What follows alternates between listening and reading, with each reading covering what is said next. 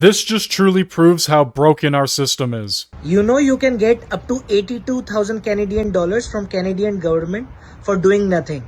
Yes, I am talking about refugees. If you become refugee in Canada, they will pay you up to $224 per day. That is $140 for accommodation and around $84 for food, and that too tax free. So it means around $82,000 a year. It looks like a paid vacation to me, or it looks like free money to me. And in addition to this, an average Canadian earns up to 63,000 Canadian dollars in a year, and he pays over 20% in taxes. Then if he buys something, he has to pay 15% again. Although refugee has to pay that, and there are a lot other things that Canadian has to suffer. So become a refugee in Canada and get up to $82,000 free for a whole year. This is completely absurd in the fact that he's just openly bragging about it while telling others how to do it. On top of that, Poilievre just did a podcast with the Hub Canada going into immigration issues specifically. You talked earlier, Pierre, about winning the battle of ideas on a certain issue. One subject you've taken up in recent days is immigration, and I want to ask you a few questions about it, if you'll permit me. We're speaking on June 19th. Yesterday, Statistics Canada released Q1 population growth numbers that are down relative to historic highs, but still unprecedented outside of the past few years. That's right. What, in your mind, is the cost and consequences of Canada's rapid population growth? Where to start? Obviously, housing in the 2022, 2023, and 2024 years, how we increased our population at a rate 2 to 3 times faster than the rate by which we increased our housing stock. Yes. So it's pretty obvious what's going to happen when your population is growing 3 times faster than the number of homes to house them, and you get 26 kids living in one basement in Brampton, according to that city hall.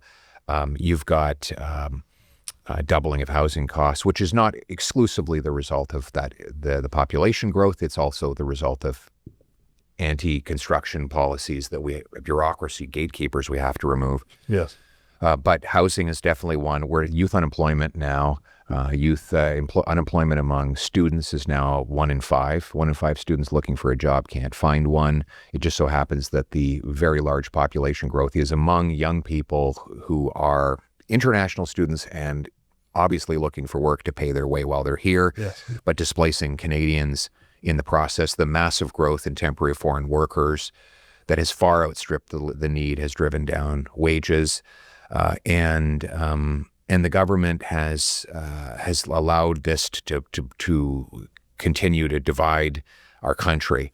So we need to dramatically reduce the numbers, end the abuse in the international student, temporary foreign worker, the fraudulent refugee claims.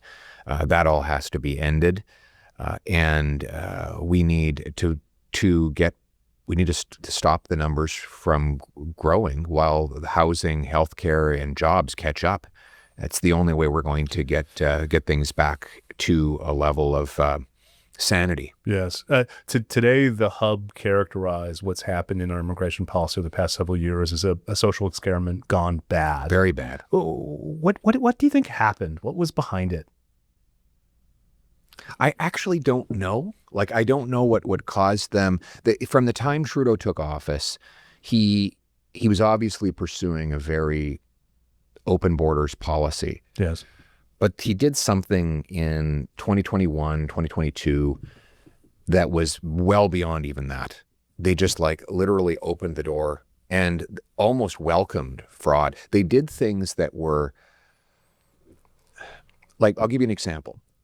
Something that I can't imagine why anyone would be sitting around a policy table and think about that this was a good idea.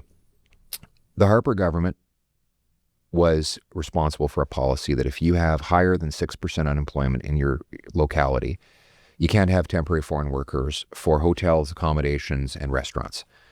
Hotels, retail, and restaurants. Because the idea is if you've got unemployed people, they should be getting those jobs first.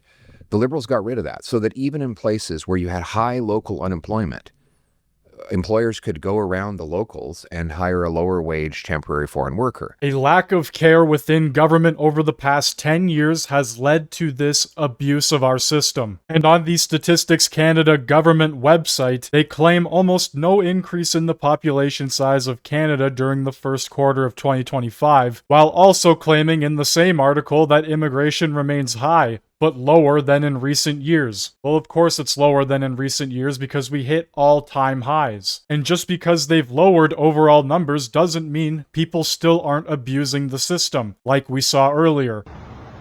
Anyway, I'd like to know what you think down in the comments section below. Hit that like button, hit that sub button if you are new, and thank you very much for watching.